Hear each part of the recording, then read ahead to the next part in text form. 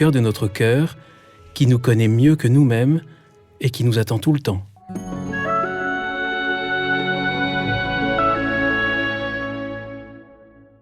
Bonjour chers auditeurs de Zétéo, bienvenue pour un nouvel épisode. Je suis Guillaume Devoux. C'est avec une grande joie et la gratitude dans le cœur que je vous propose une rencontre qui m'a été murmurée par les anges. Et les anges ne se sont pas trompés, vous allez le voir, et heureusement d'ailleurs. Car comme le dit une invitée de Zétéo, Marie de Henzel, les anges n'aiment pas qu'on ne les prenne pas au sérieux. Hervé le prêtre, bonjour. Bonjour Guillaume. Merci Hervé d'avoir accepté mon invitation, de me recevoir ici chez vous, au cœur de la France, dans la Creuse, dans ce lieu que vous avez créé, qui est aujourd'hui dans les mains de vos enfants et dont on va parler au cours de cette émission, un lieu qui s'appelle Les Soleils. C'est ça, la ferme des Soleils. On nous l'a confié ce lieu, on l'a pas créé, il nous a été offert. Ah d'accord, on en parlera peut-être en deuxième partie ou en fin d'émission, on gardera un petit peu de temps parce que ça en vaut vraiment la peine, c'est un lieu assez merveilleux et à la fois retiré du monde et on a le sentiment qu'il est au cœur du monde. Alors Hervé, vous avez exercé plusieurs métiers vous aviez une jeunesse où vous cherchiez en quelque sorte votre chemin, Paris était trop petit pour vous. C'était avant de venir vous installer ici dans la Creuse, de reprendre ce lieu des Soleils qui propose à la fois une communion avec la nature, une expérience de liberté personnelle où la dimension spirituelle est très présente.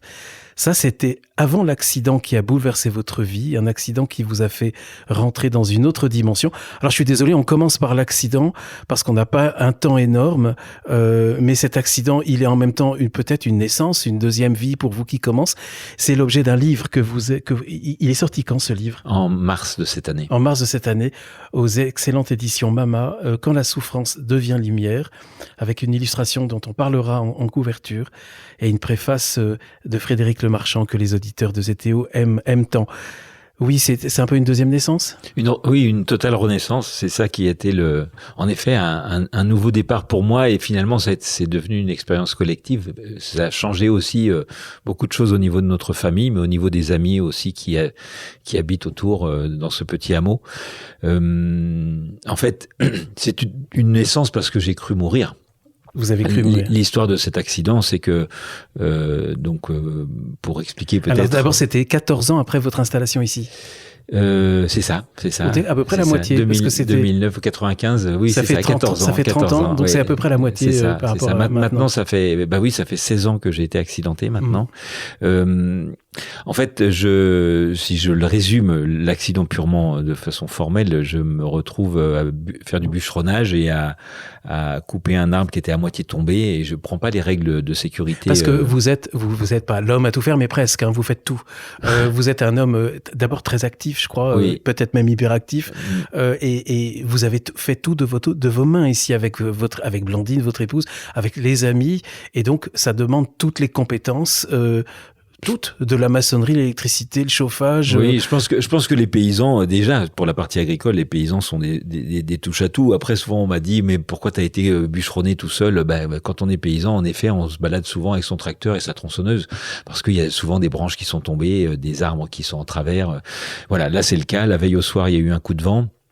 Un copain paysan passe et me demande d'aller nettoyer cette grosse branche de hêtre qui est tombée dans son champ.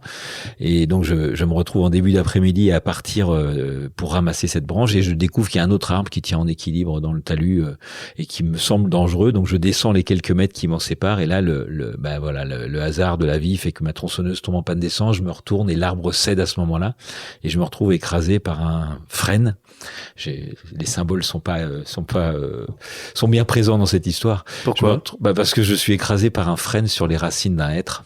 Oui. Et je reste donc là sous cet arbre qui fait 2 tonnes pendant plusieurs heures, plus de 4 heures. Est-ce que vous avez commis une imprudence ? Alors ça, je l'ai appris l'année dernière quand j'ai fait mon voyage à pied. J'ai rencontré un bûcheron professionnel qui m'a expliqué que normalement on essaye de réduire les risques à 1% quand on fait les formations de bûcheron. Et donc de fait, dans ce que moi j'avais fait, il y avait des précautions que je n'avais pas prises. J'avais pas de pantalon spécial pour les bûcherons là qui sont maillés. On vérifie toujours.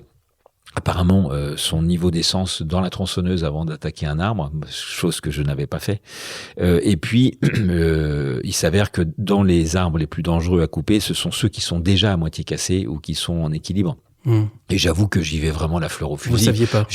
C'est-à-dire j'y vais tranquillement. Pour moi, il y a pas de... Ce que j'avais fait avant en nettoyant cette grosse branche de hêtre qui était elle aussi en équilibre me semblait beaucoup plus dangereux. Donc je me sens tranquille quand j'y vais. J'avoue que j'ai pas l'appréhension nécessaire à prendre justement toutes les mesures de sécurité. Je vous pose la question simplement pour savoir si vous en êtes pas voulu après. Si vous n'avez pas une culpabilité. Eh bien, en fait, oui, c'est aussi une question qu'on m'a souvent posée. J'étais incapable d'avoir des regrets. C'était pas possible parce que avec ce que vous avez vécu, avec ce que j'ai vécu, c'est ça, avec ce que j'ai vécu, parce que ça aurait été pour moi indigne. J'ai tellement reçu à travers cet accident, aussi paradoxal que ça puisse paraître. Et la famille aussi, paradoxalement. C'est ça. Tout l'impact a été pas seulement individuel, ça c'est certain. Et il est palpable, il est présent. Moi, je l'ai touché depuis que je suis arrivé hier soir.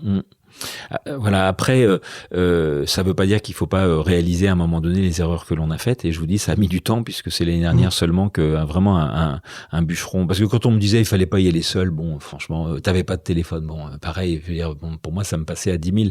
Après qu'on m'explique que techniquement parlant, j'ai beaucoup aimé ce bûcheron qui a dit, mais en fait, c'est une arme, une tronçonneuse, c'est une arme. Et ça devrait être obligatoire qu'il y ait un permis, un minimum de formation.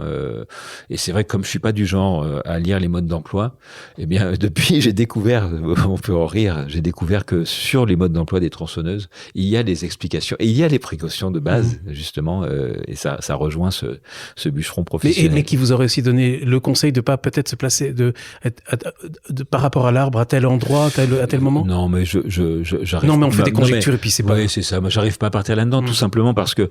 Non, je pensais à la notice. Oui, mais justement, le fait est que le point supplémentaire, c'est que l'arbre était creux, ce qui devait expliquer qu'il est cassé, mais moi je pouvais pas le voir, quoi. Et c'est ça qui fait qu'il a cédé, alors que je l'avais juste entaillé de peut-être 2 ou 3 centimètres, mais ça a suffi pour le fragiliser.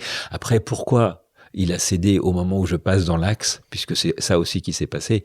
Vous voyez, ça fait beaucoup de choses. Moi, le sentiment que j'ai eu, c'est que c'était à vivre. Ça, c'est certain. C'était pas mon heure, mais c'était une certaine heure. C'est ça. Et en même temps, moi, je me suis préparé à partir. Donc, c'est ça le cœur de. Donc, parce que qu'est-ce qui se passe là? L'arbre tombe. Là, vous n'avez jamais perdu connaissance? Non, non. Je l'aurais souhaité parce que ça aurait été pour moi le moyen de fuir la souffrance. Oui. Mais et donc là, tout de suite, vous comprenez. À la fois, c'est une souffrance immense. C'est une vision terrible parce que vous voyez, je crois, votre semelle de chaussure, hein, c'est ça? Ben, c'est là que je regarde. La jambe est retournée. Je comprends pas comment est placée ma jambe, et en fait, de l'autre côté du tronc, qui fait quand même un bon 30 cm de diamètre, je vois ma chaussure de marche, mais elle est à l'envers, quoi. Donc, je comprends que j'ai perdu ma jambe. Ça, je le comprends vite. Et puis, surtout, je perds mon sang. Je passe ma main et je sens que je perds mon sang. Et là, je me dis, je ne pourrai pas survivre. Je sais aussi qu'on viendra pas me chercher avant plusieurs heures, ce qui a été le cas. Il est 14 heures et on vient me chercher à 19 heures. Donc, je réalise que je vais mourir là. Et là, le chemin intérieur que ça suscite, c'est que je me reviens cette pensée qui est que j'ai toujours aspiré à me préparer à partir en paix dans cette vie. Et je me dis, alors si ça doit être aujourd'hui que ça se passe, au moins que ce soit en paix. Donc là, c'est aussi peut-être ce qui m'a sauvé, c'est que c'est la voix intérieure qui devient... Qui vous dit d'ailleurs, pardon, mais c'est ça qui m'a frappé au tout début, vous dites, la première chose, le premier réflexe, ne pas paniquer. Oui. C'est avant qu'il y ait peut-être d'autres expériences ou d'autres émotions ou d'autres prises de conscience. C'est-à-dire, c'est vrai que ça a fait partie. On me l'avait jamais fait remarquer. C'est vrai que ça a fait partie. C'est dans le livre. Oui, bien sûr. Mais ce que je veux dire, c'est que il y a un double mouvement. C'est soit la panique et je deviens fou. Parce qu'à ce moment-là, ça veut dire que je me laisse aller à l'insupportable. Soit j'essaye de contrôler un minimum ce qui est en train de m'arriver. Et à ce moment-là, c'est le chemin intérieur. Et c'est et avec cette pensée, je voudrais mourir en paix. Et là, de fait, pour moi, ça correspond à. Alors, on a déjà fait de la méditation et c'est quelque chose qui est important dans notre quotidien. Et du coup, la respiration devient vraiment cette bouée de sauvetage qu'il faut d'abord que j'arrive à contrôler. parce que je suis en état de choc, vraiment, ça part dans tous les sens. Et des douleurs horribles. Eh bien, oui, j'ai l'impression qu'il y a des épées qui remontent de mon pied jusqu'à mon cerveau. Et c'est juste, je comprends pas comment on peut souffrir autant sans justement s'évanouir. Et c'est ça qui me... Et en même temps, vous dites, je ne veux pas m'évanouir parce que là, je sais pas ce qui va se passer. C'est-à-dire... À la fois le désir qui va venir, peut-être pas tout de suite, mais allez, si je pouvais m'endormir, ce serait pas mal. Ben, c'est ça. C'est que si je m'évanouis, au moins j'arrête de souffrir. Et ce que je comprends pas, c'est comment on peut souffrir autant sans s'évanouir. Et après, là, dans ce peu de mots, on met tout de suite en évidence la dualité qui nous habite, en fait. Et c'est ça qui a été, ces 4 heures sont devenues 4 heures d'éternité, parce que ça m'a fait plonger à l'intérieur, là où je découvre que cette souffrance peut devenir supportable. Et en même temps, à aucun moment, je quitte cette dualité. C'est que je vois bien en permanence que ce mental, c'est lui qui peut me couper de l'expérience que je suis en train de vivre, que je ne réalise que bien plus tard. Ça va être très très fort. Mais il y a quand même un moment au début, vous appelez à vous égosiller, pas plus d'un quart d'heure, je crois. Oui. Vous appelez de toutes vos forces, mais là il y a aucune chance. Ben, j'ai un voisin qui est passé en tracteur et je me dis, on sait jamais. C'est surtout que pour moi c'est la dernière chance. C'est-à-dire que si quelqu'un vient me chercher, je peux peut-être m'en sortir. Sinon, je ne vois pas comment je peux ne pas mourir là, quoi. Et donc après, le travail pour moi, et c'est ça aussi qui était particulier dans cette expérience, c'est que je me prépare à mourir tout en étant lucide. Donc je ne perds pas conscience. Je m'accroche à ma respiration. Je dis dans le texte que comme un cheval que je devrais d'abord dompter, et puis petit à petit, cette respiration me permet de m'apaiser. Et je découvre quelque chose que je pense que beaucoup des auditeurs de ZTO connaissent, le fait que dans la méditation, on sait que c'est la porte d'entrée sur l'éternel, quoi. C'est la porte d'entrée en dehors du temps. Et sauf que là, cette douleur insupportable m'oblige à être dans l'instant présent, mais dans la durée. Et ça dure 4 heures.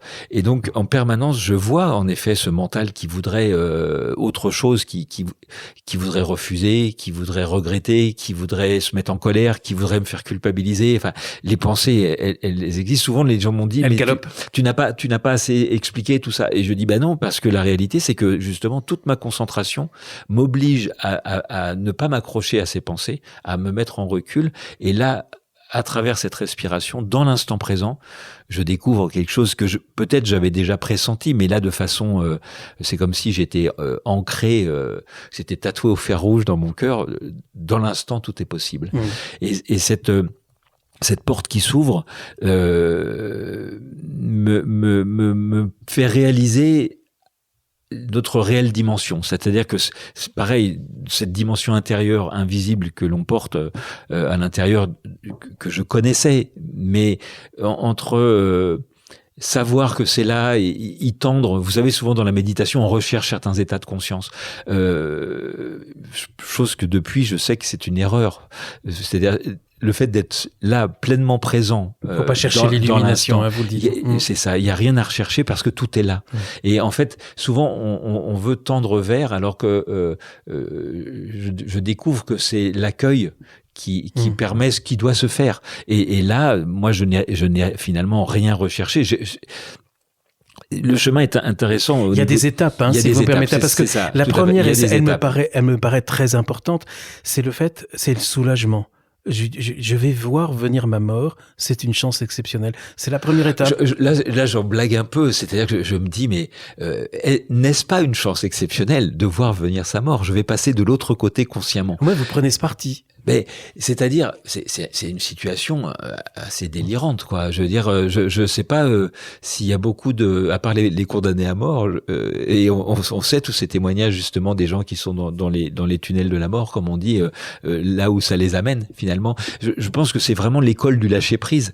Et bon, en accéléré, c'est pas voulu, c'est clair, mais l'étape en effet essentielle de cette volonté de vouloir mourir en paix, puisque je m'étais toujours dit un jour, si je meurs, je voudrais mourir en paix, mais qui pour moi signifiait vivre de façon honnête, nettoyer les ardoises au fur et à mesure, ne pas garder des dossiers, comme on dit, et si j'ai des choses à dire, le dire, voilà, pouvoir se coucher chaque soir en disant, est-ce que tu es en paix ?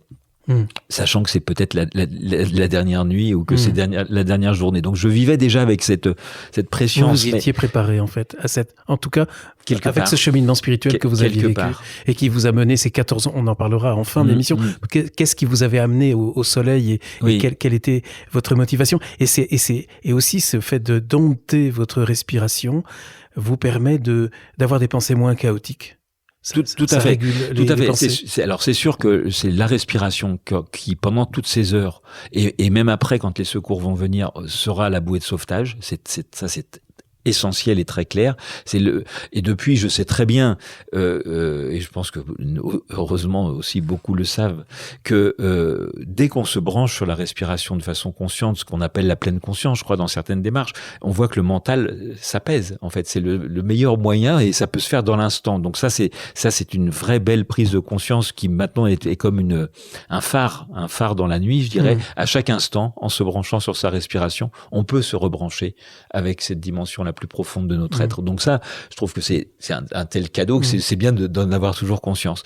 Mais il y a quand même une chose essentielle dans ces étapes, c'est qu'à un moment donné, je réalise que vouloir mourir en paix, c'est encore de trop. C'est d'une prétention absolue. Je suis aux portes de la mort, je souffre l'enfer et je mets encore des conditions. Je veux mourir en paix. Et là, il y a un truc en moi qui dit, mais Hervé, pour qui tu te prends? Il est temps de comprendre que ce n'est pas toi le maître, que ce n'est pas toi qui commande. Et là, d'un seul coup, je réalise ce qu'est la juste place quand on accepte de ne plus rien vouloir.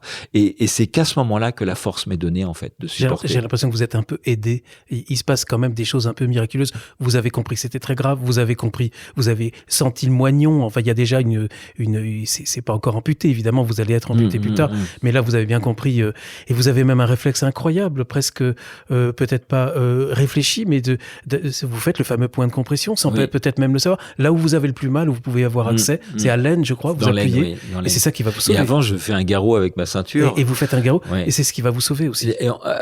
Écoutez, franchement, je pense que c'est pas ça qui me sauve. J'ai revu le sauveteur il y a peu, celui qui sera essentiel dans le sauvetage pour soulever l'arbre, le couper, qui est un ami pompier, et il me dit qu'en fait, clairement, l'arbre avait fait compression aussi. Donc c'est tous ces éléments-là. Les médecins, eux, disent que c'est parce que je n'ai pas perdu la tête, en fait, que mes constantes sont restées stables, et donc parce que quand on me retrouve 4h30 après, mon pouls est normal, ma tension est normale, et je suis... Bon, alors là, on squeeze toute l'histoire, mais enfin, peu importe. Mais et je suis en paix, en fait, réellement. C'est-à-dire, je suis calme et je suis plus que calme. Je suis dans un état de joie et de grâce qui me dépasse totalement. Et donc, il y a eu toute une traversée qui fait que la souffrance est devenue supportable. Et je reviens sur cette histoire de volonté personnelle qui pouvait paraître très jolie ou en tout cas très élevée, de vouloir mourir en paix. Mais en fait, c'est ça la prise de conscience, que la vie peut vraiment, d'autres diraient Dieu, en tout cas nous prendre et nous porter, nous amener là où l'on doit, que dans la mesure où l'on lâche et où on lâche nos volontés et nos prétentions, et sous cet arbre, ce que j'ai découvert, c'est ce qu'est la véritable humilité, en fait. C'est quand on comprend que l'on n'est rien sans cette force qui nous porte. Ça veut pas dire qu'on n'a pas un rôle à jouer, qu'on n'a pas un libre arbitre, mais ça veut dire que cette force, cette dimension divine de l'être humain, pour d'autres, ça va être les mots qui vont être employés. Moi, j'ai tendance à dire la vie dans sa forme unitaire. Cette dimension invisible de l'être peut pleinement nous emplir et nous traverser que dans la mesure où on lâche prise. Et c'est sûr que c'est ça la renaissance, c'est que finalement c'est ce qu'on voit dans les yeux d'un enfant, d'un bébé, cette lumière qui jaillit et qui n'a pas besoin de mots. Eh bien moi je redécouvre ça à 45 ans, mais de façon consciente, et le lendemain quand je me retrouve à l'hôpital, j'ai cette lumière dans les yeux et je me retrouve avec ça à me dire mais non, je ne veux plus jamais qu'elle ne me quitte. Vous parlez de lumière, on revient sous l'arbre encore, Hervé, parce que là il commence à se passer des choses. Vous avez mentionné tout à l'heure les expériences de mort imminente. Vous n'avez pas eu cette expérience, mais il se passe quand même des choses. Parce que vous le dites, je ne vois plus que et c'est sans doute la douleur aussi, je ne vois plus que les formes et les lumières qui m'entourent. Et puis tout d'un coup, et puis juste quelques lignes plus bas, vous dites « Je visualise mon cœur, il est maintenant comme un grand soleil lumineux.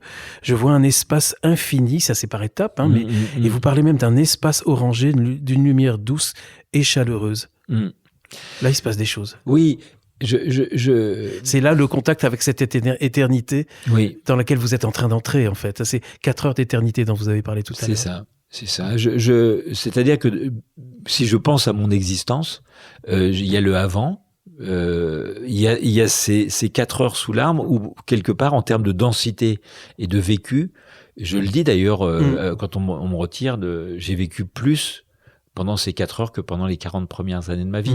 Et je me retrouve dans un état de grâce que je n'avais jamais connu. Et le lendemain, je dis aussi que je me retrouve handicapé pour la vie. Et pourtant, c'est une joie comme je n'imaginais même pas qu'elle puisse exister, qui me porte.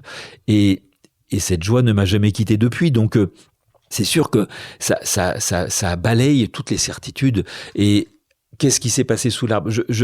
C'est grâce à des personnes comme Frédéric Lemarchand ou Jean-Bruno Falguière, que je cite aussi dans le livre, que j'ai pu mettre des mots, oser mettre des mots, je dirais, parce qu'il y a comme... il y a déjà une dimension qui nous dépasse. C'est évident que c'est au-delà du mental, cette réalité dont j'essaye de témoigner et dont depuis je me veux être le témoin parce que je comprends que c'est ça que j'ai à faire. Mais en même temps, cette dimension, moi, je sais pas mettre des mots sur ce que j'ai vécu intérieurement. Souvent, on m'a dit, mais est-ce que t'es mort? Est-ce que c'était une mort imminente? Je sais pas. Ce que je sais, c'est que quand je me retrouve avec des gens qui, comme Frédéric Lemarchand, ont vécu 40 jours de coma et qui reviennent en disant je devais revoir toute ma vie et revoir est-ce que j'étais à la hauteur de l'amour que j'ai reçu. Et là, moi, il y a en moi un oui énorme qui crie parce que c'est vraiment ce que je comprends après coup, bien après coup. Je vois que c'est comme si il fallait que je conscientise tout ce que j'avais vécu, mais c'est que le temps qui l'a permis. Et de fait, le livre a failli s'appeler La force de l'amour. C'est ça que j'ai fini par réaliser, c'est que ce qui m'a touché, ce qui m'a traversé, ce avec quoi j'ai été mis en contact, mais que je surtout sans prétention. Pour moi, ce que je réalise, c'est que cette force-là nous habite. Chacun d'entre nous, et que c'est à nous d'ouvrir notre cœur pour qu'elle puisse nous traverser.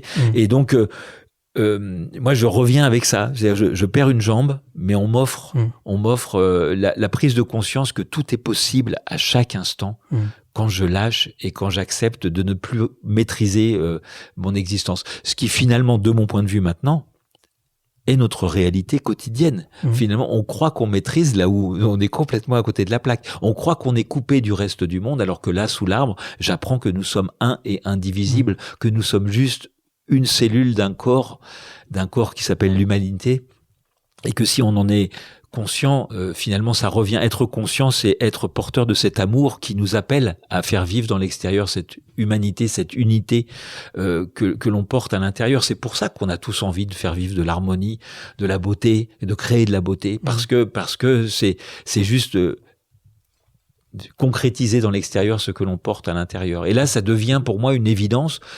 Mais c'est pas pour ça que du jour au lendemain, tac, on peut le mettre en application, quoi. Vous avez parlé tout à l'heure des dualités, toujours sous l'arbre, et pas que sous l'arbre dans toute la vie, mais c'est très fort ce que vous dites. C'est toute cette dualité, c'est vraiment une chose qui est très forte dans ce livre que j'ai lu, le vôtre, Quand la souffrance devient lumière.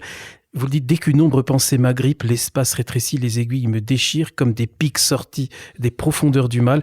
Dès qu'on laisse le mental revenir, les peurs reviennent et ça recommence. Et la douleur, cette fois-ci, reprend le dessus. Donc c'est ça, finalement, cette dualité. C'est entre, d'un côté, l'acceptation, la gratitude, et de l'autre, la peur. C'est ça.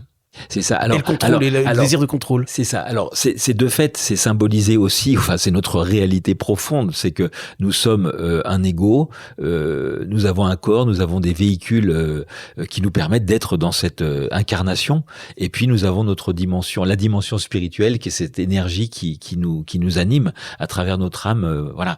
Mais après, du point de vue de la logique, et j'aime bien moi parler de logique, il y a deux logiques. C'est soit celle du coup, c'est le maître, c'est l'ego, et lui, son rôle, c'est de nous faire durer, de nous faire prolonger cette incarnation, de nous faire respecter ce corps. Enfin voilà, il a son mécanisme de défense finalement, il est naturel, il n'est pas à bannir. Et puis d'autre côté, il y a cette éternité qui est notre réalité profonde, qui elle sait que tout ça c'est relatif. C'est-à-dire que moi je me suis senti extrêmement chanceux de ne pas avoir peur de mourir. C'est quand même, je me suis dit après coup, je pense que ça nous aiderait bien si tous on n'avait pas peur de mourir, parce que finalement en moi il y avait depuis c'est encore plus une évidence. La mort n'est qu'un passage. Alors ça, je sais pas du coup si je suis passé de l'autre côté ou pas. Ce que je sais, c'est que ce que j'ai vu fait que je n'ai aucune peur de mourir. Et j'ai bien vu aussi du point de vue de la logique que finalement, pour moi, la peur de mourir, c'est la peur extrême, et que toutes les autres petites peurs souvent en découlent parce qu'on voudrait que ce soit différent, autrement, que ça s'arrête pas, quoi. Et ça, c'est la grande illusion. Et pour moi, c'est la grande illusion de la séparativité. Quand on se voit comme un seul et même corps, que notre propre corps ait sa fin, comme une cellule qui se renouvelle, c'est pas un problème, c'est juste une façon de laisser la place aux autres cellules et nous de continuer notre chemin dans cette éternité qui est ma réalité, mais qui est notre réalité, quoi.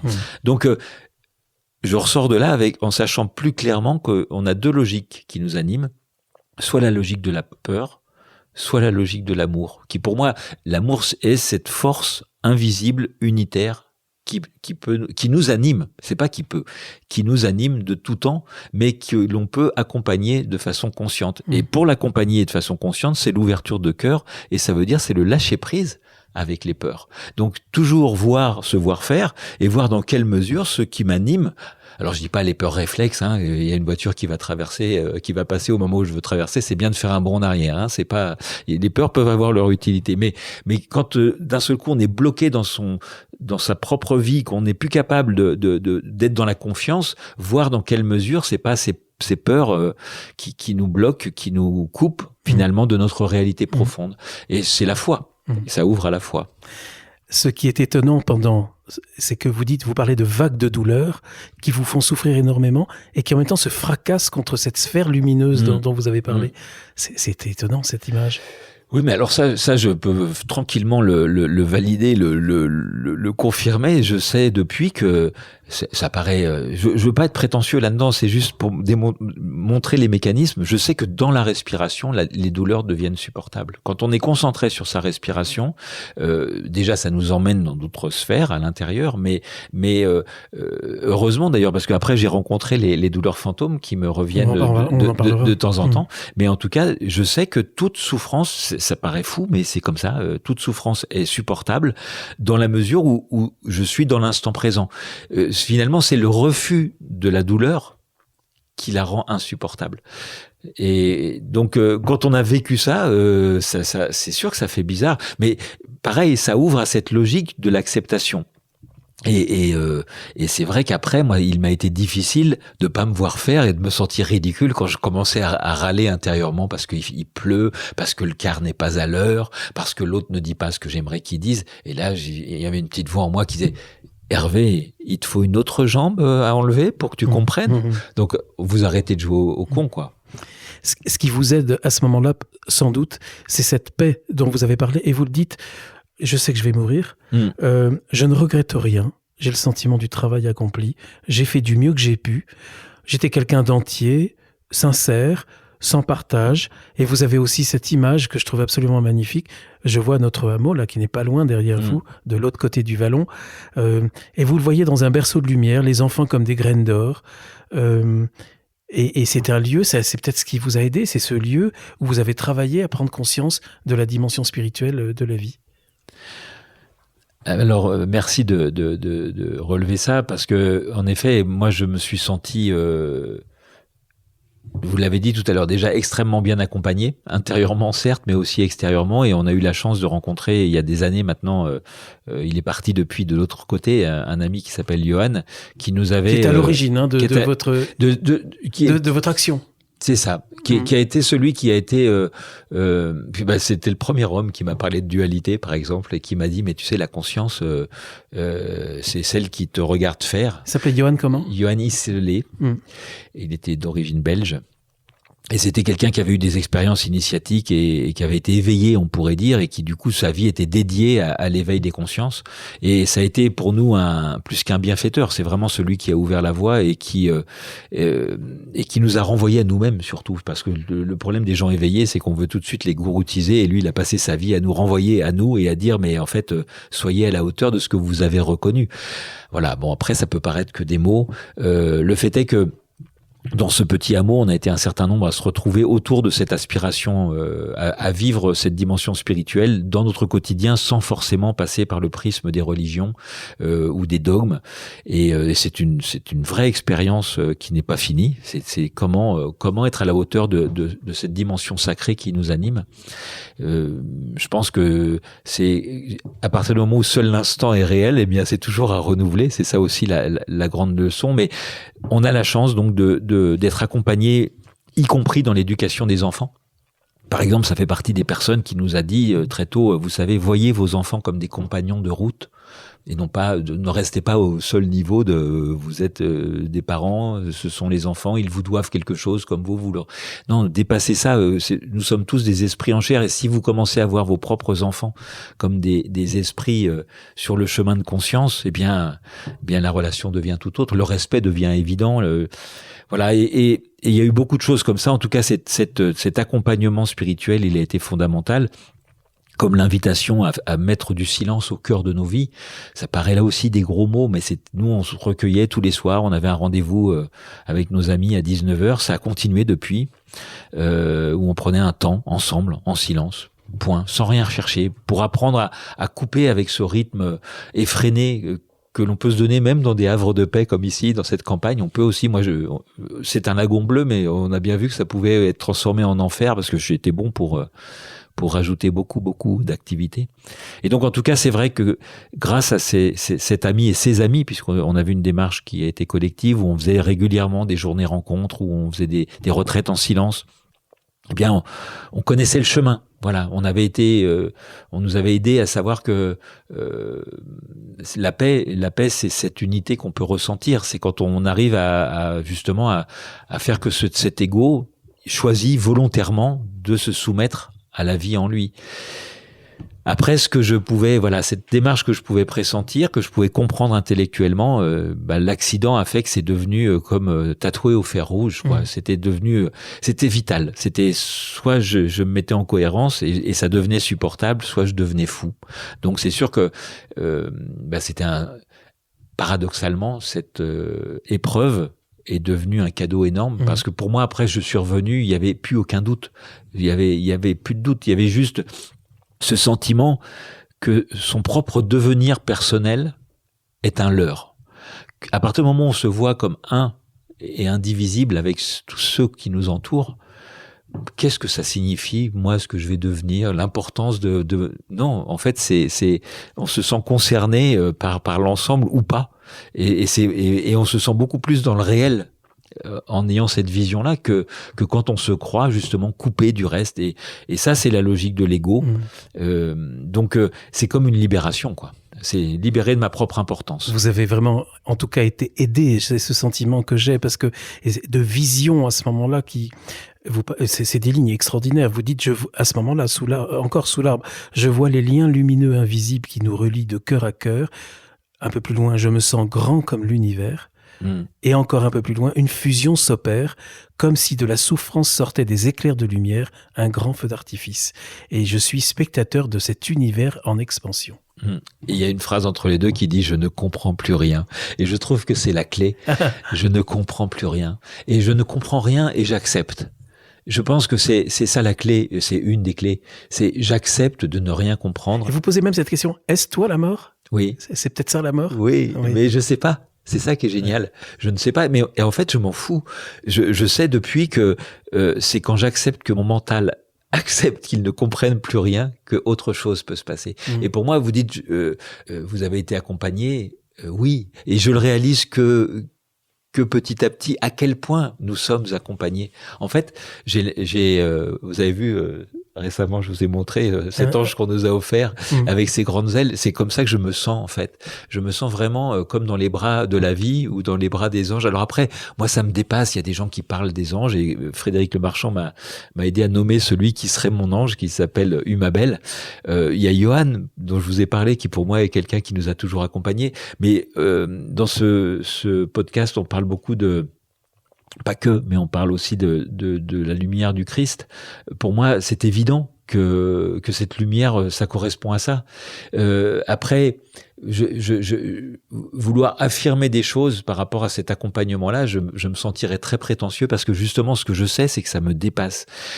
Ça me dépasse totalement mon entendement. C'est au-delà de tout ce que je peux imaginer. Par contre, ce que j'ai ressenti, c'est que cette force qui peut nous traverser, elle me permet de me libérer de toutes ces craintes, de toutes mes peurs, de toutes mes prétentions, mais aussi de toutes mes limitations. Et c'est ça que je trouve le plus, pas compliqué, mais disons le plus dur peut-être à assumer. C'est que nous sommes porteurs d'une force qui est inimaginable et que si l'on s'y livre, à ce moment-là, on peut devenir, on ne sait pas quoi, mais on peut devenir ce que l'on est véritablement et on peut offrir cette lumière aux autres.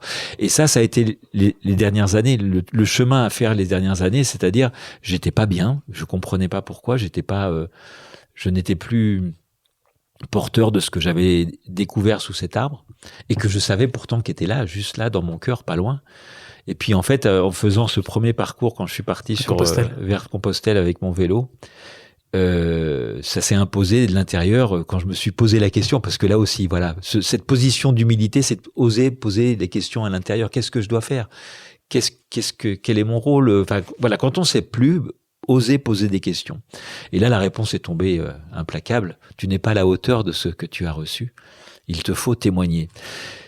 Et il aura encore fallu justement des rencontres avec Frédéric Le Marchand et un deuxième Compostelle et la rencontre complètement improbable avec celle qui vous publie. C'est ça. Qui publie aussi Frédéric Le Marchand d'ailleurs. Voilà. Il y a des belles synchronicités. Et vous voyez, et grâce à la douleur encore. C'est-à-dire que c'est parce que je me retrouve avec après 6 semaines de marche dans la pluie, c'était au fameux printemps l'année dernière où il a fait si beau. On marchait dans des ruisseaux et dans des rivières et j'arrive avec une cloque énorme à Moissac et là la vie fait que la cloque devient lumière. Je me retrouve au gîte de la petite lumière au pied de la Vierge Marie et là je sympathise avec une femme extraordinaire qui s'appelle Mishka Zilliger et qui est la créatrice de Mama Édition et voilà, et le chemin ensuite c'est là on a sauté quelques étapes. Oui. On est parce qu'on était encore sous l'arbre, mais on va quitter l'arbre, mais il y a un moment il va y avoir les secours. Je laisse les auditeurs découvrir ce qui s'est passé parce que c'est vraiment poignant. C'est très dur à lire aussi. Il y a des passages, c'est vraiment, on a mal dans tout son corps quand on lit ces pages-là. Mais on sait que ça se passera bien. Et puis il y a aussi des très beaux passages. Ça nous aide. C'est vos enfants qui vont vous retrouver. Alors ça va être dans des circonstances où vous allez quand même les protéger pour qu'ils ne se rapprochent pas trop. Mais c'est Colline et Jeanne qui vont se rapprocher l'un comme l'autre. Jeanne m'a raconté tout à l'heure comment il avait vécu ça, vos enfants vivent avec vous. Et vous vous rendez compte en fait que vous êtes encore en vie et qu'il s'est passé 4 heures et demie.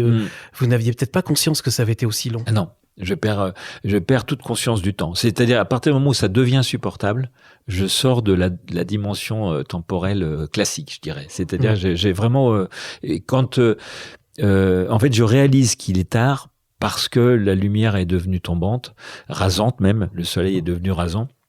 Et donc là, je rattrape ma montre que j'avais enlevée parce que quand je voulais me préparer à mourir... Vous étiez même prêt à écrire de votre sang sur l'écorce. J'ai écrit... Le mot paix. Vous l'avez fait? Je l'ai fait, oui. Ouais, vous l'avez fait. J'ai écrit avec mon sang paix parce que je sais pas comment laisser... Vous étiez inquiet de laisser... que votre famille découvre une scène effrayante, oui, vous c'est mort. Ça. Et alors que je pars en paix. Il fallait transmettre quelque chose. C'est ça. Ouais. Et donc j'écris avec mon sang sur le tronc du hêtre à ma gauche. Bon, ça c'est souvent ce qui fait justement mal aux gens. Mais bon, voilà, je dis souvent... Je dis écoutez, je m'en suis sorti, je suis voilà, la fin du thriller est bonne, je reste vivant. C'est drôle en vous écoutant, je me caresse les genoux là, donc, parce que c'est à cet endroit-là, c'est à la jambe gauche, c'est juste au-dessus du genou. Oui. Donc il va y avoir une vingtaine d'hommes mobilisés, ça va durer 2 heures de vous désincarcérer, ça va être horrible, mais ils vont y arriver. Bah oui. Voilà. Oui, c'est sûr qu'il y a toujours le stress. Que l'arbre retombe dessus. En le recoupant, qu'il me retombe dessus, puisqu'il est toujours coincé dans les branches du voisin, encroué, m'a dit le bûcheron. J'aime bien ce terme depuis. Je connaissais pas. Et puis aussi, il y a le risque de ce qui se passe en cas de désincarcération, comme pour les accidents de voiture, c'est qu'en fait toutes les toxines remontent au cœur, et donc ils font tout ce qu'il faut. Il y a un hélicoptère qui vient, il y a le SAMU, mais le fait est que je pars à 10h30. À 22h30. Donc, entre 14h et 22h30, je reste sous cet arbre. Donc, ça fait quand même beaucoup de temps. Et c'est vrai que peut-être que le plus dur, dans ma mémoire en tout cas, le plus dur est ce temps après où je dois à la fois être dans l'extérieur, à parler. Une fois avoir trouvé cette paix, ou en tout cas avoir pu supporter la douleur, devoir relier contact avec les hommes et répondre à leurs questions, parce que dans ces cas-là, on vous pose des questions. La grande angoisse des pompiers, c'est que je perde connaissance. D'où le fait que visiblement ça m'a sauvé. Vous seriez tenté à ce moment-là peut-être d'ailleurs de vous remettre. J'aspire qu'à ça. Je voudrais que ça cesse.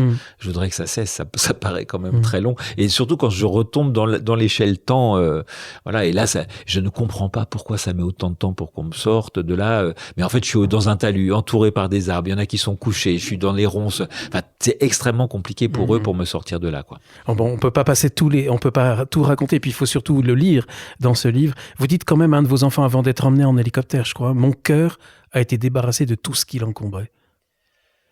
C'est incroyable de dire ça à ce moment-là. C'est la chance que j'ai eue, c'est à mon ami Clotilde qui a osé descendre à côté de moi dans le talus pendant que les secours étaient là.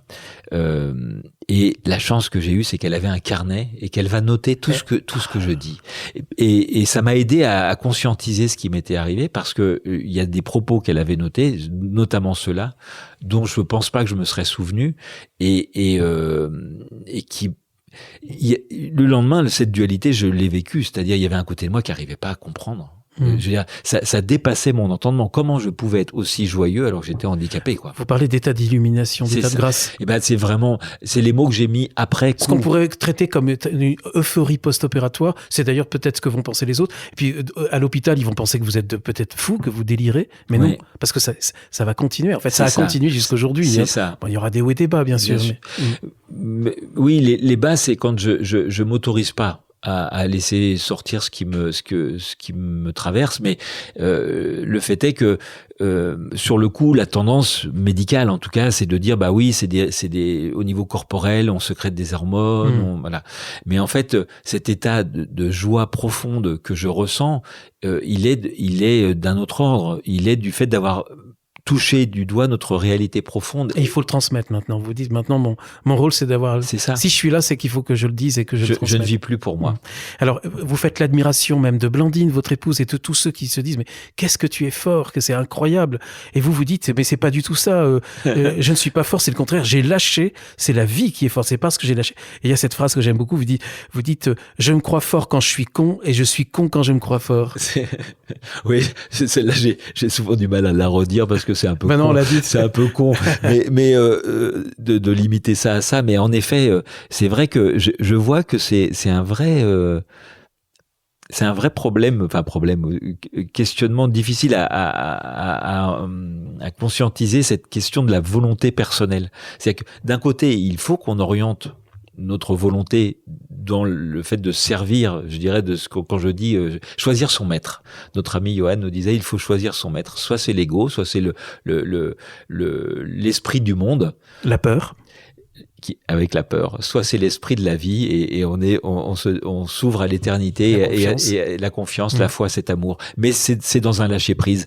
Et donc, malgré tout, donc, il y a un acte de volonté, mais derrière, il y a arrêté de vouloir pour soi. Il y a arrêté de vouloir maîtriser, et c'est sûr que, c'est ça dont j'essaye de témoigner souvent, et souvent les gens me renvoient, ah ouais, mais quand même, t'as une sacrée volonté, t'as un sacré caractère. Alors, oui, mais intérieurement, moi, au plus profond, ce que je ressens, c'est que ce lâcher-prise, il est à refaire en permanence. Et j'en ai les larmes aux yeux, en fait, en le disant, parce que je sais que cet état d'humilité, mais finalement, qui est juste la porte d'entrée au fait qu'on soit traversé par ce tsunami d'amour. Et c'est ça, pour moi, qui est juste... C'est pour ça que j'ai les larmes aux yeux. C'est que je trouve ça tellement triste qu'on se prive qu'on se prive de cette force alors qu'elle nous est offerte, dans la mesure où je dis ok, je ne veux plus rien, je lâche, je t'appartiens et fais de moi ce qui doit. Et c'est pour ça que moi, quand j'ai eu la chance de rencontrer Frédéric Lemarchand et d'autres, heureusement, elle n'est pas seule. D'un seul coup, je dis mais oui. Voilà l'écho de ce que j'ai vécu. Le monde nouveau est en marche, en voyant oui. et les personnes, tous ceux qui sont autour de vous ici. Vous avez reçu, c'est plus tout à fait le même Hervé quand même. Vous avez reçu peut-être des grâces et des dons. On parle d'état de grâce. Vous avez reçu des grâces parce que vous dites aussi, maintenant je vois les cœurs et leur parle directement. Oui. D'ailleurs, c'est ce qu'on sent quand on est en face de vous.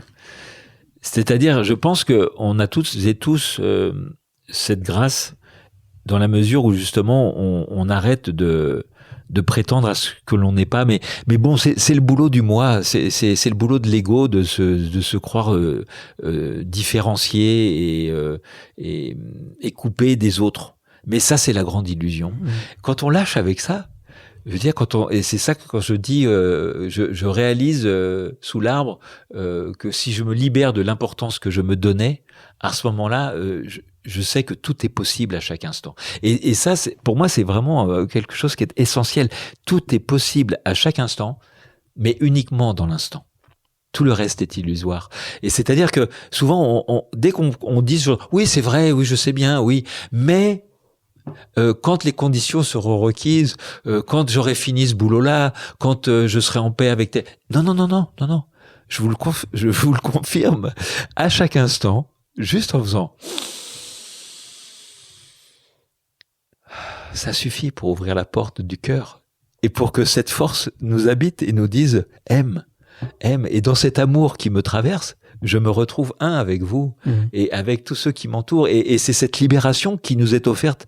Donc, moi, c'est ça après mon devoir, entre guillemets. C'est que je me dis, tu sais ça et tu vois que les gens souffrent de ne pas le savoir ou de ne pas, en tout cas, se mettre en marche. Et je dis pas, attention, souvent on m'a dit, alors c'est bon, c'est fini pour toi, c'est tranquille.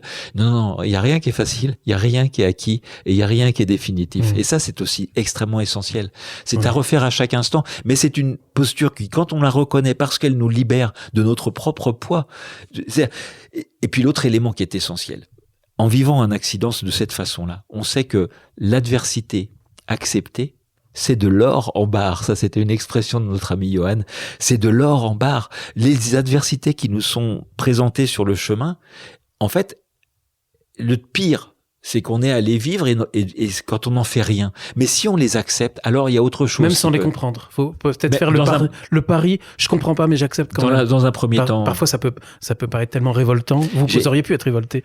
Mais tout à fait. Vous savez, Guillaume, j'ai été amputé 3 fois en tout. Oui. Je me suis retrouvé donc 3 fois en centre de rééducation pendant plusieurs mois. Et je me souviens je me souviens plus de son prénom, ça c'est un peu dommage, mais d'une jeune qui avait 25 ans, militaire, qui dans une beuverie, une fête, qui a tourné à la beuverie, elle était assise sur le bord d'une fenêtre et on lui fait bouh, et elle part en arrière, elle se retrouve paraplégique. Et moi je suis dans ces centres de rééducation, je ne pouvais pas être autrement que de témoigner de ce que j'avais vécu. Ce qui ne veut pas dire faut toujours être prudent, ne pas donner de leçons, mais en tout cas de dire, voilà comment moi j'ai eu la chance de pouvoir vivre l'horreur et de la traverser et d'être porté.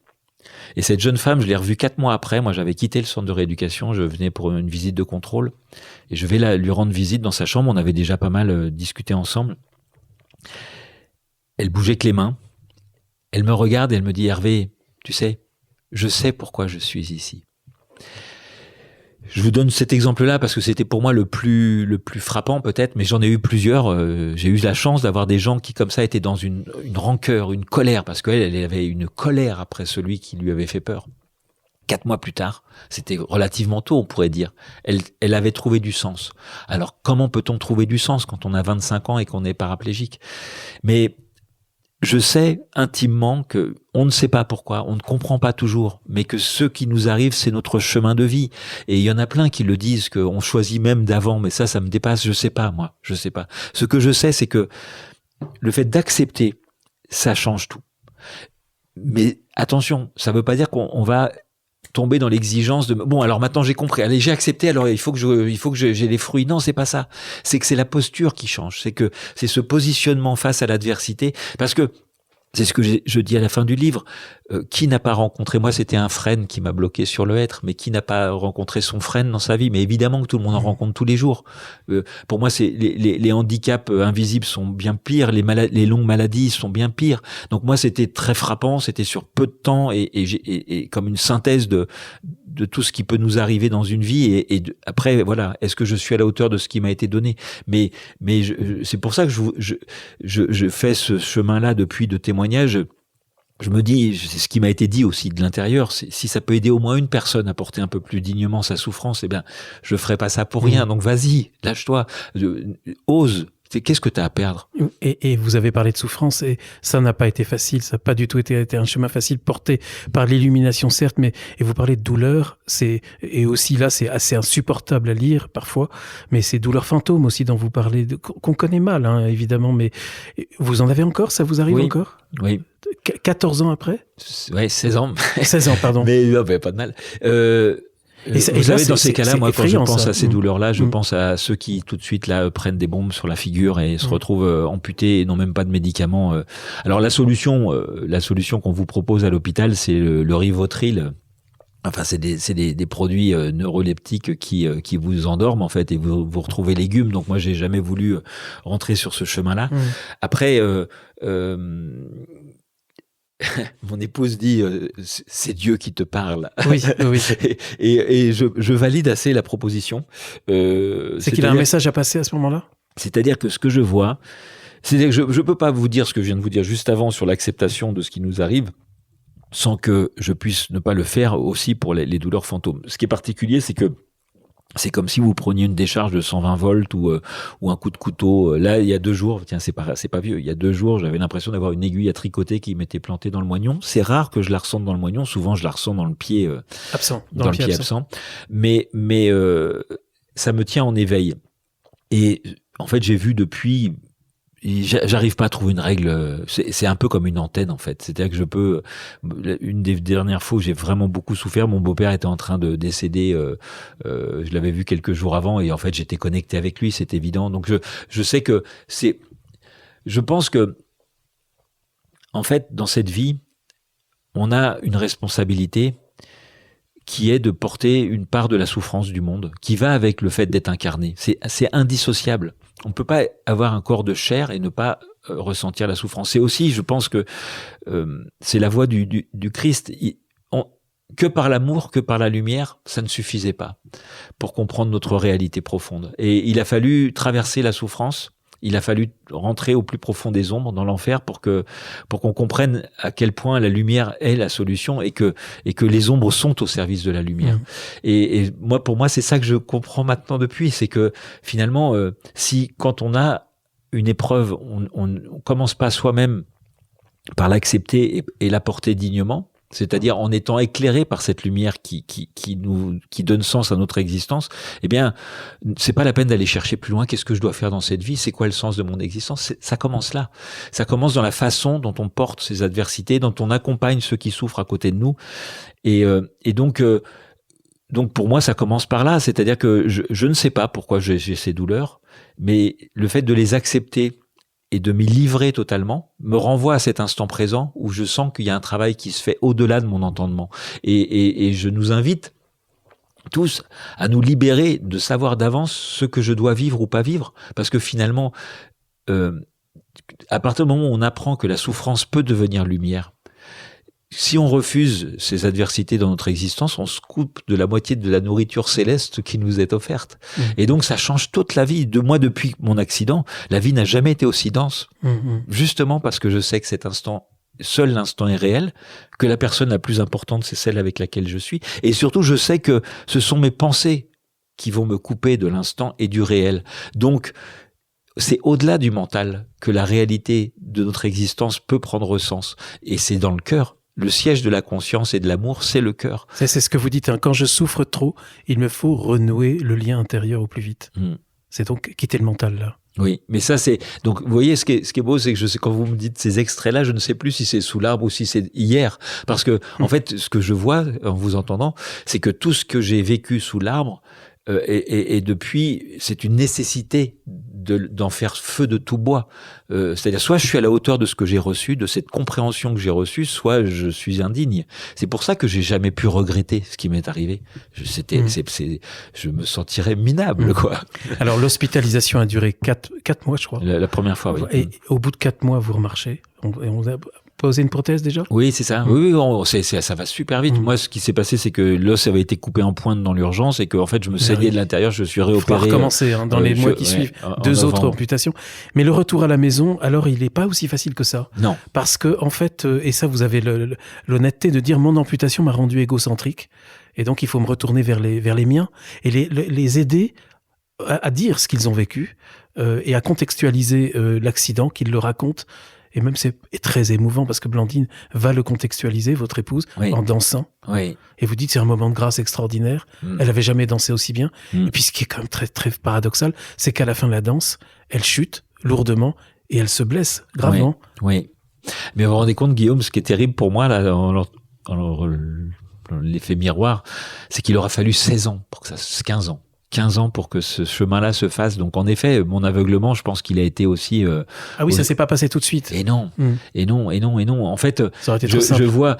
J'ai eu une chance énorme. C'est que ce qui était un accident individuel, c'est devenu une expérience collective. C'était comme moi, j'avais pas peur de la suite et que je l'acceptais, ma situation. Tous autour, on jouait le jeu et personne s'autorisait à avoir peur. Mais ça veut pas dire que les gens souffraient pas, y compris mes proches, et parce qu'ils souffraient, parce qu'ils avaient beaucoup apporté, parce que c'était un tremblement de terre. Et ça, c'est vrai que c'est que bien plus tard, grâce à ce travail de création autour du témoignage, de création de spectacles et de cette fameuse résidence que j'ai réalisé, à quel point, en effet, j'étais concentré sur ma rééducation, sur ma marche, sur mon nouveau corps, et puis surtout, sur ce besoin de parler, de témoigner, mais que je voyais pas et que j'avais pas écouté ou suffisamment ils ont tous vécu ça très différemment. Moi, j'ai eu le bonheur d'en parler avec Jeanne ce matin au petit déjeuner et il m'a raconté comment il l'a vécu, et lui très différemment à la fois de votre épouse, de Colline. Lui en fait il a eu du sang-froid et sur le coup, mais il avait presque un peu un recul tout en étant complètement au cœur de l'action. Et puis ils ont pu tous l'exprimer avec donc les années. Oui, mais on trouve... C'est mon épouse Blandine trouve pas tant que ça finalement, pas encore assez. Voilà, que ça fait son œuvre, mais je pense que c'est à la hauteur de justement du tremblement de terre, parce que quand même le miracle pour moi, c'est que ça déclenche. Ils ont 17 ans. Ils passent quand même leur bac, c'était en mai, ils passent leur bac en juin, et derrière ils décident de reprendre la structure. Il y a une phrase incroyable qu'ils me sortent un jour, ça c'est Jeanne, qui me dit: papa, si tu veux qu'on prenne la place, il va falloir nous la laisser.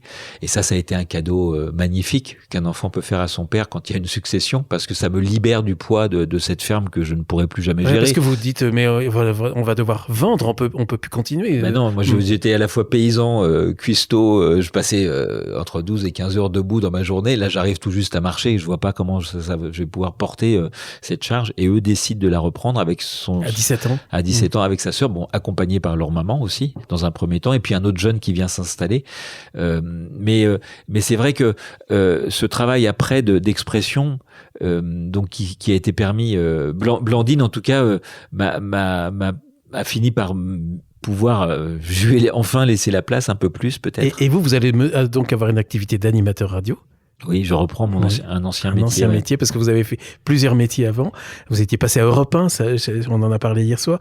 Et puis le théâtre Hélios, quelques mots. Alors ça, c'est un fruit c'est la suite. C'est-à-dire que comme je me retrouve disponible et qu'on avait du temps où on avait l'activité d'accueil sur cette ferme Les Soleils, on recevait déjà de temps en temps des concerts. Moi, je faisais un peu d'animation théâtrale.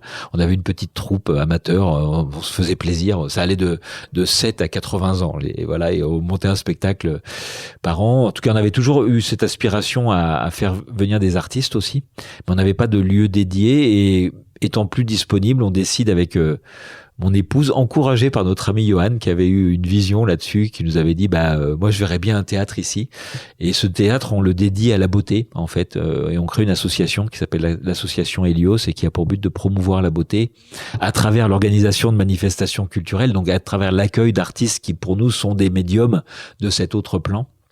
C'est comme ça qu'on a eu Frédéric Lemarchand entre autres au plateau pour sa conférence performance où elle peint en direct sur des musiques improvisées. C'était un des moments bouleversants qu'on a pu vivre sur ce théâtre Hélios. Donc on crée ce théâtre dans un milieu rural, le genre de projet totalement fou. Ah mais c'est complètement fou, je peux le dire, parce que on dit pas tout aux auditeurs, mais ça vaut la peine de venir voir, c'est incroyable. Moi, là, vous m'avez bien fait une belle surprise hier. Vous parlez d'un plateau, mais il y a aussi une sorte d'amphithéâtre. Enfin, c'est très très inattendu, et c'est magnifique. Et il doit se passer des choses extraordinaires ici. On se retrouve donc à créer un théâtre de 120 parce que places. C'est vivant, hein, c'est complètement vivant. C'est ça. Et on a un spectacle tous les 15 jours professionnel. Donc on va avoir beaucoup de spectacles pour en chercher ceux qui.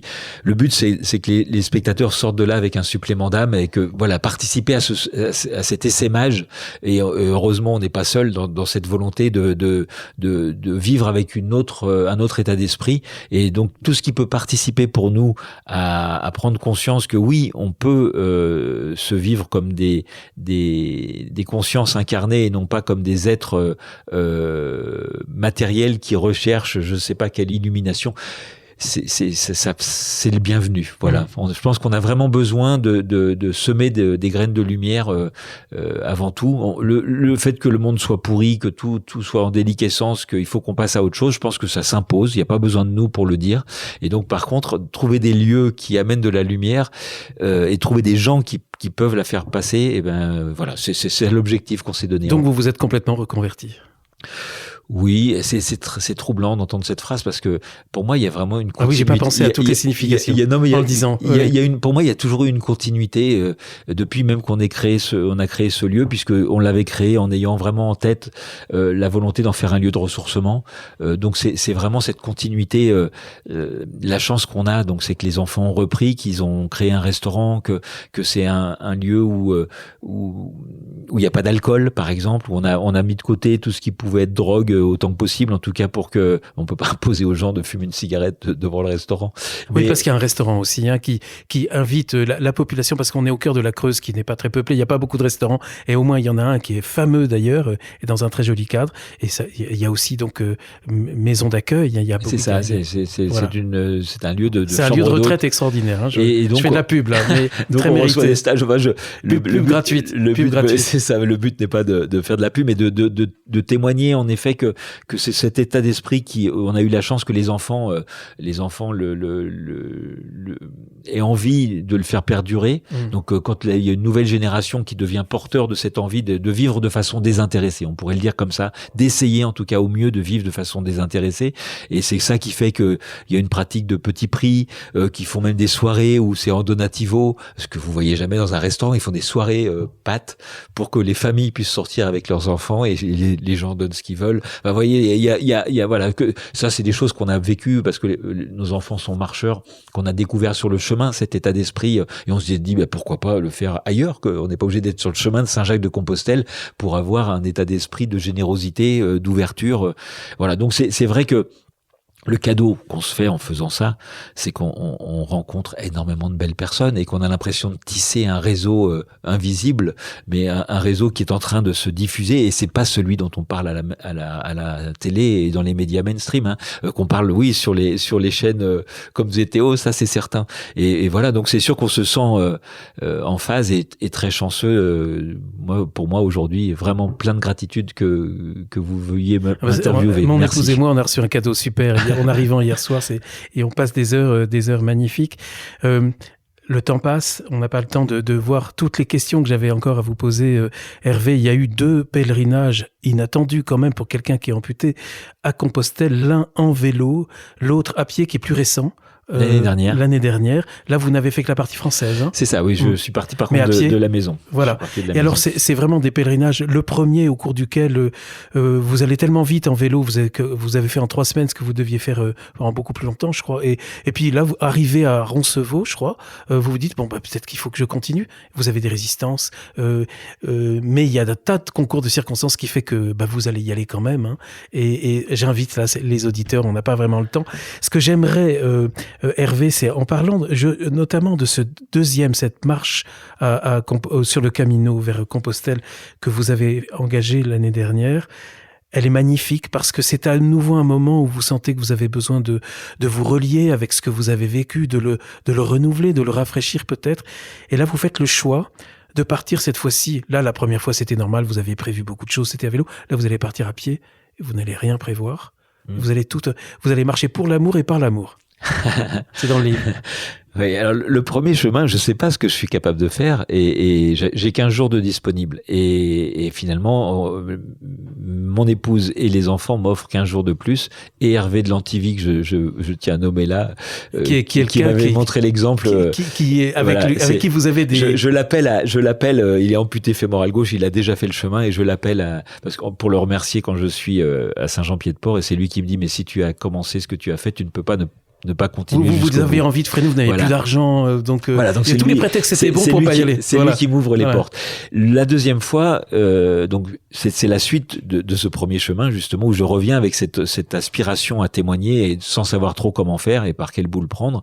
Et en fait, à partir de là, quand je lâche, je dirais que je me dis bon ok, j'essaye, je commence à écrire, je fais lire, et là j'ai un metteur en scène qui me dit mais moi je veux te soutenir. Donc ça c'est le début du projet, les premières graines du projet dont vous avez parlé tout à l'heure avec la résidence où Blandine se retrouve à chuter pendant la recontextualisation de l'accident. Et ensuite, il y a plein de gens qui m'encouragent. Je commence à faire des lectures. Et là, à chaque fois, on me dit, mais il faut vraiment que ça se soit diffusé, il faut qu'on t'entende dans les centres de rééducation. D'extraits de ce que vous avez vécu, voilà, de témoigner. De mon témoignage. Et à chaque fois, donc, ça construit le témoignage, ça le complète. Et je finis par me dire, ça serait bien que je prenne du temps et on s'organise pour que je puisse partir 2 mois, donc ce qui est énorme pour moi en tout cas, et 2 mois et je décide de partir à partir d'ici et de proposer le témoignage tout au long du chemin à qui voudra bien l'entendre. Alors au final, je vais aller jusqu'à Hendaye, je vais faire 600 km à pied. Même vous baignez à Hendaye. Oui, une partie quand même en stop pour les étapes que je ne peux pas finir, mais plus je vais avancer, plus je vais être porté par cette force dont vous venez de parler, cette force de l'amour, parce que je témoigne de cette force qui ne demande qu'à nous traverser, et le lendemain je me retrouve à marcher avec les gens qui m'ont écouté, donc ça fait une sorte de vent de solidarité parce que je suis accompagné, chouchouté, parce que je suis protégé régulièrement. Alors c'est évident, je sais pas, je vous l'ai dit le nommer, mais tous les jours je dis merci pour tout ce qui m'est offert, merci pour cette force qui m'est donnée. Et vous parlez d'ange gardien, même là tout à l'heure vous dites que c'est Frédéric Lemarchand qui vous a révélé, alors c'est un peu mystérieux, mais qui il était, qui s'appelle Humabel. C'est ça. Et vous avez ce sentiment d'être aidé, de parfois faire des choses que vous n'auriez pas été capable de faire, et puis tout d'un coup vous avez été porté là où vous n'aviez plus la force. C'est ça. Mais ça n'a pas cessé, hein. Je me sens vraiment protégé, en effet, porté.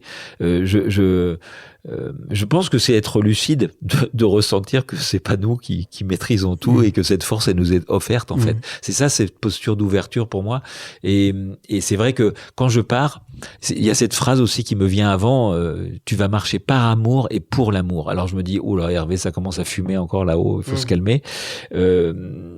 Pour l'amour, je comprends qu'après. C'est avec le temps que, en fait, je réalise à quel point le fait de témoigner, de dire aux gens, voilà, vous savez, moi, pour moi, le sens de mon existence maintenant, c'est de témoigner de cette force qui nous est donnée, et que les gens répondent toujours oui, je vois les yeux qui brillent, et je me dis mais oui, mais en fait, on a juste besoin qu'on puisse l'exprimer. C'est quand même fou quand on y pense. On a peur de l'amour et on n'ose plus dire je t'aime.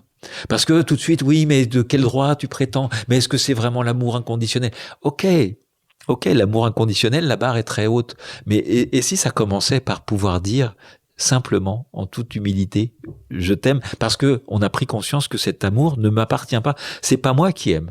C'est Dieu, ou c'est la vie, ou c'est cette force à travers moi. Donc à partir de là, on est un canal, en effet, au service de l'amour. Et donc, après le jeu, ça a été, étant totalement disponible, n'ayant rien prévu, et j'essaye de vivre ma vie depuis comme ça, de voir à quel moment le cœur se referme. Qu'est-ce qui fait qu'on arrête d'aimer? Qu'est-ce qui fait qu'on se coupe de l'autre? Et la réponse pour moi, elle est relativement simple. C'est à chaque fois, c'est la tête. Et c'est les peurs. Et c'est le fait qu'on voudrait faire à sa façon, comme on veut. On veut modeler le réel. Alors que le réel, il dépasse l'entendement. Il dépasse tout ce que le mental peut prétendre à savoir. Et c'est ça qui est fascinant.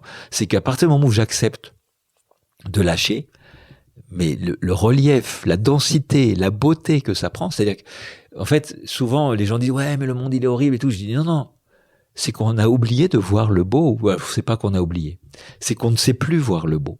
Et voir le beau, c'est être relié intérieurement, et à ce moment-là, on ressent dans l'extérieur. Parce que c'est quand même terrible que, peu importe les raisons, mais qu'on ne soit plus capable de voir dans la vie le mystère de la vie, qui est beauté.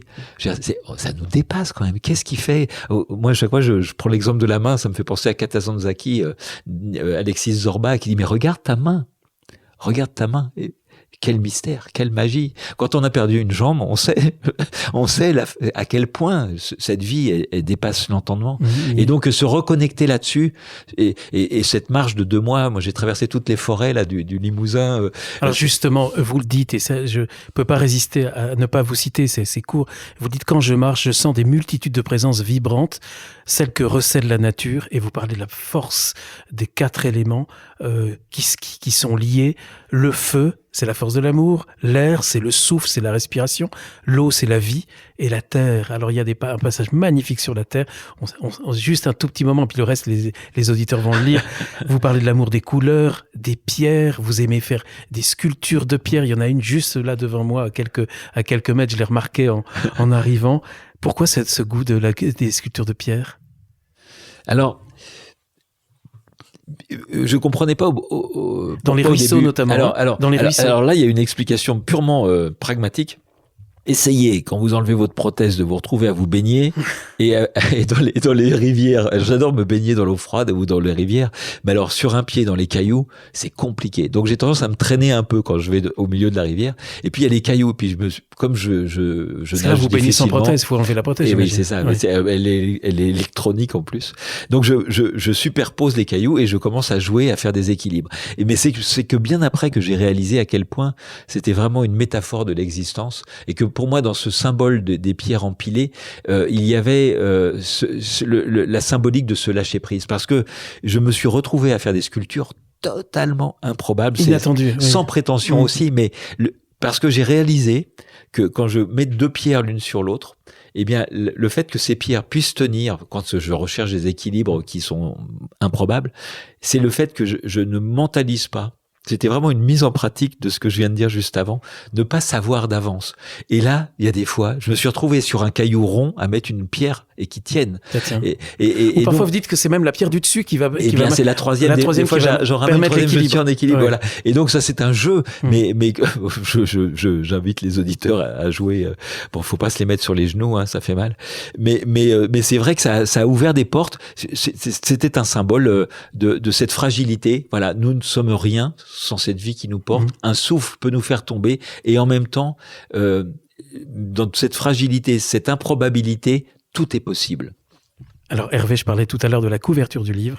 Il y a une illustration que les auditeurs aimeront beaucoup, où on voit un enracinement et en même temps la naissance d'un arbre qui part de votre genou, enfin à peu près de l'endroit où vous avez été amputé. Vous n'êtes pas rancunier du tout, et heureusement d'ailleurs envers vos amis les arbres, nos frères les arbres, ouais, presque. Mes maîtres. Le frêne m'a ancré sur les racines du hêtre et j'y ai découvert l'éternité, vous l'avez dit tout à l'heure. Les arbres, vous aimez les arbres, vous rentrez dans les forêts comme dans des églises, ce sont vos amis, c'est très touchant votre façon de parler des arbres. Et il y en a plein ici qui sont magnifiques d'ailleurs. Oui, et puis depuis je suis devenu tourneur sur bois, enfin je fais pas, c'est un hobby, mais en tout cas c'est sûr que j'ai un lien très très particulier aux arbres. Je trouve qu'ils sont là aussi un immense exemple. Ils choisissent de s'élever le plus haut possible sans se poser la question de leur emplacement. C'est-à-dire quand un arbre a été semé à un endroit, il se dit plus je voudrais être à côté ou dans la montagne voisine. Et par contre, la constance qu'ils portent à grandir et du coup à donner leurs fruits, y compris l'oxygène, sont pour moi un magnifique exemple. Alors, vous le dites, il faut pas tomber dans la mauvaise modestie. Il faut l'affirmer. Vous dites, je suis un être sacré, je suis un pont entre la matière et l'invisible, un porteur d'amour et de lumière. Il faudrait qu'on arrive tous à se dire la même chose. C'est ce que dans le spectacle, pour moi, c'est un des moments clés quand je m'adresse du coup au public et que Quel spectacle ? je leur dis Lequel ? ça. Un spectacle en particulier ? Alors, le spectacle que nous sommes en train de créer à partir de ce témoignage. Donc, ça a été ça après l'expérimentation du chemin où il va y avoir un spectacle alors. C'est ça. Il va y avoir un spectacle qui s'appelle Renaissance. Alors, il existe déjà en fait. Alors, il y a une forme simple où je suis tout seul au plateau sur scène et je raconte l'expérience. Et le après, en fait, le texte est le même dans les trois formes. Il y a une autre forme où je suis porté par un violoncelliste qui symbolise quelque part le être à mes côtés le bois et qui est assez magnifique et qui Jean, on va le citer, il s'appelle Jean Métainier. Il m'a accompagné sur le chemin. Il est venu plusieurs fois intervenir, notamment une fois à Rocamadour. Ça a été un moment merveilleux où il m'a fait la surprise, grâce à Blandine, de me retrouver alors qu'il savait que j'allais dire le texte. Et puis depuis, ça a progressé. Il m'accompagne vraiment du début à la fin. Ce n'est plus que des intervaux musicaux, notamment parce qu'il jouait du Bach, qui était la musique que Blandine écoutait quand elle venait me voir au centre de rééducation. Donc c'était une musique extrêmement importante. Et puis il y a une forme, donc avec cette compagnie de l'âme à la vague, portée par Grégory Bonnefond, qui a décidé de me mettre en scène. Et là, on va vers une création plus ample, plus impressionnante, puisqu'on me considère comme comédien. Donc je me retrouve dans le rôle de comédien. J'avoue que c'est assez jubilatoire pour moi, même s'il y a quand même un vrai saut dans le vide. Et je suis accompagné par 2 violoncellistes. Le projet est en création. La création va se faire début novembre à Saint-Étienne, au théâtre Le Verseau. Et je suis content. Joli nom. Et puis derrière, ça jouera au théâtre Hélios ici en décembre. Mais il y a déjà plusieurs dates. Et puis surtout, l'idée, c'est que ça tourne. En tout cas, selon les moyens des lieux qui peuvent accueillir et l'envie des lieux, eh bien, il y a ces 3 formes qui sont possibles, qui me permettent moi de toute façon, le moteur, c'est de témoigner là où la vie doit m'amener. Et j'avoue que toutes ces portes qui se sont ouvertes depuis que j'ai lâché, c'est assez fascinant et je remercie tous les jours la vie comme vous dites, de m'accompagner ainsi. Et vous dites, et vous l'avez d'ailleurs dit tout à l'heure, en plus du merci, j'ai ajouté « Fais de moi ce qui doit ». C'est votre citation, ça fait évidemment penser à Charles de Foucault, « Fais de moi ce qu'il te plaira ». Oui, mais je le connaissais pas, on me l'a donné depuis la prière de Charles de Foucault, et c'est vrai que quel écho, qu'est-ce que c'est beau ce qu'il a écrit, mais c'est tout à fait ça, se livrer, savoir que, vous vous rendez compte la libération que c'est quand on comprend que on est porté. C'est cette fameuse image, vous savez, la métaphore de celui qui marche sur la plage, qui se retourne et qui dit mais pourquoi tu m'as abandonné? Il dit non, c'est moi qui te portais. C'est moi qui te portais. En fait, on est tout le temps porté. C'est pas juste quand on va mal. On est tout le temps porté. Ce qui vous permet de conclure en disant j'ai eu la chance de devenir unijambiste. Bon, c'est une chance. Oui, c'est merveilleux de pouvoir le dire parce qu'on sent bien que c'est sincère quand vous le dites. Vous parlez, Hervé, c'est vraiment, et on peut peut-être finir là-dessus. C'est magnifique. C'est ce soleil chez vous, c'est cet amour inconditionnel. Et puis vous dites c'est la solution à tous les problèmes individuels, collectifs, c'est l'amour inconditionnel. Oui, c'est le chemin de l'amour. Je pense que cet éclairage manque tellement dans le monde. Oui, mais il y a des porteurs de cet éclairage-là. C'est ça. C'est pour ça. Mais oui, tout à fait. C'est pour ça. Mais merci d'être Guillaume, celui que vous êtes, et de porter le travail que vous faites avec Zeteo et de nous faire partager toutes ces belles personnes qui justement témoignent de cet amour et de cette force qui transcende tout. Et c'est vrai que on a un peu le sentiment qu'il est temps. Il est l'heure pour que tous ces gens chacun d'entre nous, à notre façon, dans notre forme, on témoigne que oui, on est capable d'autre chose et qu'on n'a pas peur, quoi. Et qu'on n'a pas peur et qu'on est d'accord, un autre monde est possible. Et du coup, commençons maintenant, quoi. C'est possible. C'est pas, il n'y a pas de conditions et je pense qu'on n'a pas mesuré à quel point on est surpuissant. C'est-à-dire qu'on nous a enlevé justement cette puissance d'être. On nous a fait croire qu'on était capable de rien, que sans la sécurité sociale, l'armement, ailleurs on est perdu. Non, on n'a pas besoin de tout ça pour être des hommes dignes, en paix, lumineux, intègres, honnêtes, entiers. Voilà. Et la paix est à notre portée et on ne peut donner que ce que l'on porte. Donc, pour moi, j'ai réalisé ça, je finirai là-dessus peut-être, l'année dernière, à un moment donné, j'aspirais à l'amour. Et je me suis dit, mais en fait, t'es un peu stupide quand même. Tu ne peux être porteur d'amour que si tu aimes. Commence par aimer. le reste se fera, puisque ça ne t'appartient pas. Alors voilà, le chemin est tracé et encore une fois, vraiment merci. Merci infiniment Hervé Le Prêtre. Donc, Quand la souffrance devient lumière aux éditions Mama, je peux pas résister au plaisir de lire la dernière phrase. Vous êtes d'accord ? Bienvenue. Ne plus rien vouloir, s'ouvrir, accueillir, se laisser traverser, respirer, faire silence pour enfin rayonner. Merci Hervé pour ce rayonnement merveilleux pendant cette émission. Donc le lien vers Hélios, on va mettre les liens avec cet épisode. Plaisir. Donc chers auditeurs, vous trouvez les liens pour rencontrer Hervé ou pour venir ici dans le Creuset, un des creusets de la France, dans la Creuse. Vous êtes, je ne pouvais pas échapper au jeu de mots, et pour les liens, pour lire le livre évidemment, et pour découvrir donc cette ferme des Soleils, j'invite vraiment tout le monde. Puis c'est un peu central en France, on est un petit peu au centre. C'est pratique pour certains stages où les associations sont nationales, elles se retrouvent là, oui, beaucoup. Encore une chose que vous voudriez dire avant qu'on se quitte ? Un grand merci. Merci Hervé, merci infiniment. Merci aux anges qui nous ont permis cette rencontre, et à bientôt chers auditeurs pour un prochain épisode.